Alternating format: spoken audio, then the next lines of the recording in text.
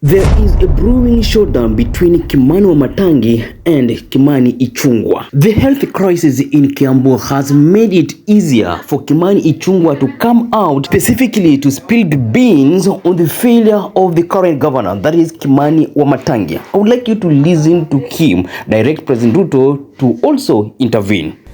We gather here today at a time that many of us, and I say this because we have many people from Kiambu County here, we are sad because our county has become a subject of discussion on national television, in many public fora, on matters touching on healthcare.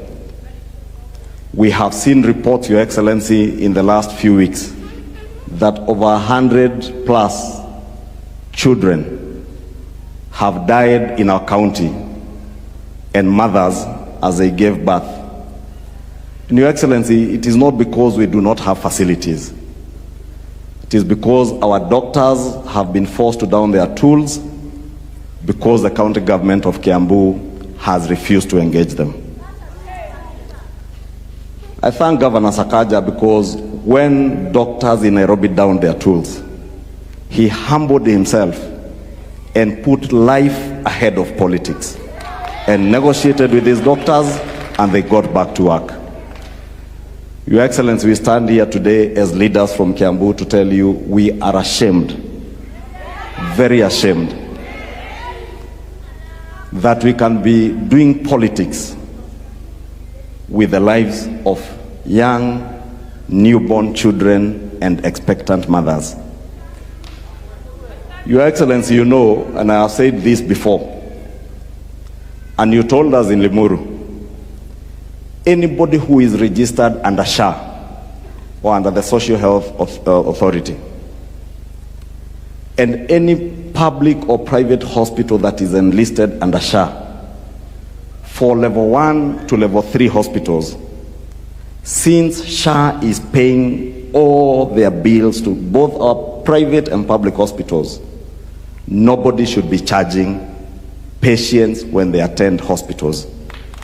I am sorry to inform Your Excellency, in Kiambu County, patients are still paying, even those who are registered under SHA.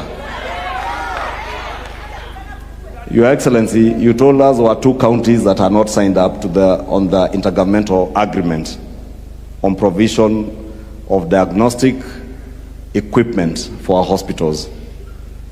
I know you did not name them, but Kiambu is one of them.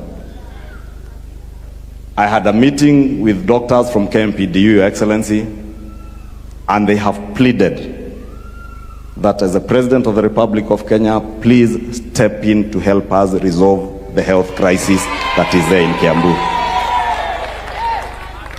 Because when some of us speak, it is seen as politics.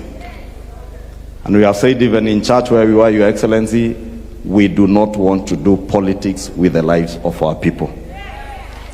And we want to plead with all the leadership in Kiambu County to put life ahead of politics, to put life ahead of our egos.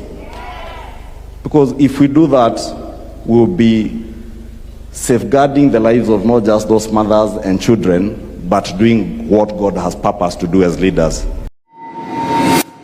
First, what is coming out clearly here is that Wamatangi has failed to resolve the health crisis in Kiambu, and to be honest, this has been on national news. You can claim to be a good leader when you are not in a position to resolve human resource issues. And Kimani Ichung'wah raising this issue before the president and other people and requesting him to intervene reveals that as an individual and a leader from Kiambu County, he has seen a huge failure from the side of Wamatangi. And because he doesn't have the legal powers to resolve the issue, but has the ears of the president, it was reasonable to mention the issue, in fact, in public, not in closed doors. And in this case, it is likely that the president will take an action. But it's also clear that Wamatangi seemingly broke ranks with President Ruto, especially if we jog our memory around Wamatangi's arrest by EACC.